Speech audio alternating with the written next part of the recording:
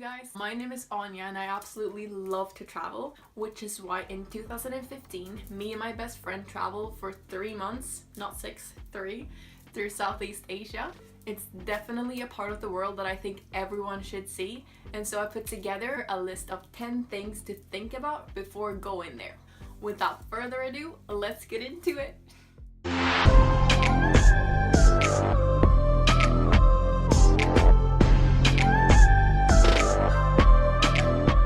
So tip number uno is go visit Indonesia because it's incredible, and specifically go to Bali if you want to try surfing. Go to Padang Padang Beach or around the Uluwatu area because they have amazing beaches, a lot of surfy cool vibes. You meet so many cool surfing people. You can have coconuts on the beach, and they just have waves for everyone. Like even if you're a newbie like me and you're just like paddling around on the board, you'll have an amazing time. Padang Padang Beach, Uluwatu area. Plus there's a bar called Singlefin that you have to visit. It has panoramic views all over the sea, so when the sun is setting you'll just have this view of the sea and then the shining sun coming down, and you'll have good tunes and amazing people. Singlefin.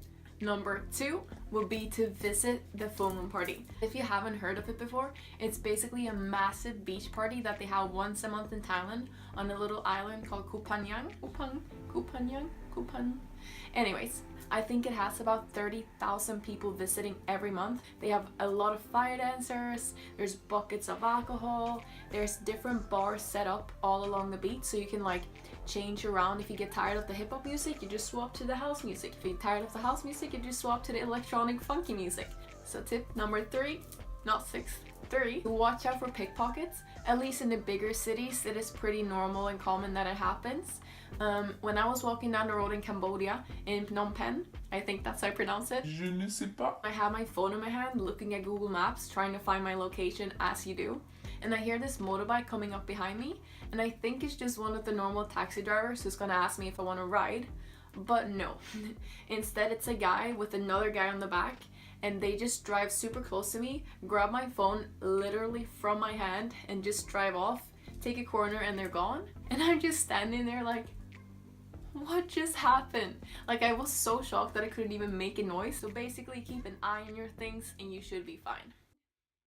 Tip number 4 is also about Cambodia because they are a bit dodgy with their visas. On the border, people will try to scam you and say that you have to pay more money than you've already paid, that you have to take certain pictures for the visa and blah blah blah. Just look everything up online before, make sure that you fix it beforehand, I would say, so that you don't get into trouble when you're trying to get into the country, because I got stuck and I had to pay money for it. So Cambodia visas, check up. And don't listen to people trying to trick you. Tip number 5 will be to visit Chiang Mai, which is the northern part of Thailand. Most of the time people just see the island parts, which is Krabi and the Kupanyang, Koh Tao parts, and they're also beautiful.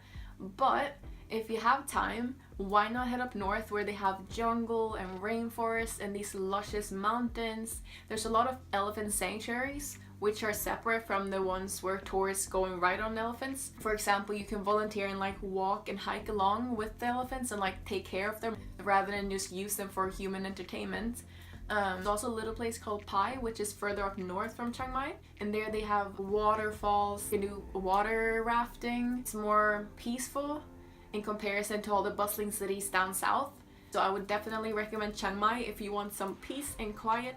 Tip number 6 would be not to pack too much. I promise you guys that you only wear like one bikini, you'll need a towel, you need a snorkel, you need sunglasses, and that's about it. Maybe some sun lotion, but otherwise like you won't use any clothes. It's too hot. Tip number 7, wear your helmet kits. Scootering is like the best way to get around Southeast Asia. It's really easy to like just have your own little motorbike and you can find your way to waterfalls, you can find your way to parties, you can find your way to beautiful locations. I actually crashed.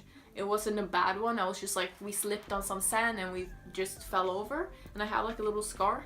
It's a natural tattoo, but I know people that have had really bad accidents where they had to get surgery afterwards, and it's not worth it. Like, be a silly billy, wear your helmet, look stupid, but don't die when you crash. Tip number 8 will be to find a mic.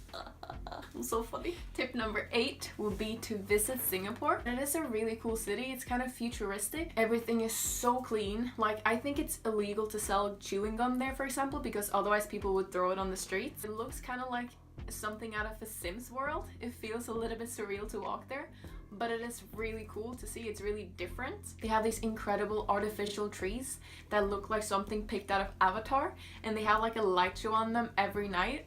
Though the number one reason to visit Singapore is their airport. It has a gym, an aquarium, it has a cinema. I even think it has a spa. Like, what? Tip number 9.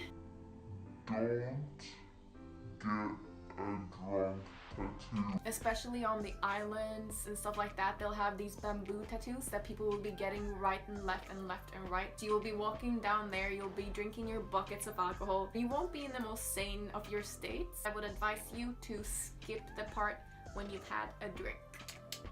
And last but not least, be ready for an adventure of a lifetime.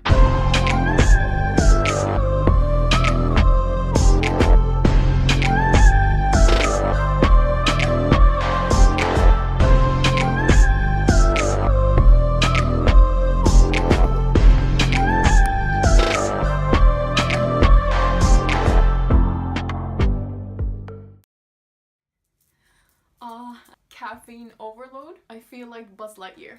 But if you have any tips for me of where to go next time I visit Southeast Asia, just comment down below. And if you have any other questions regarding anything, I would love to help you out if I can. I don't know if I can, but if I can, I would love to.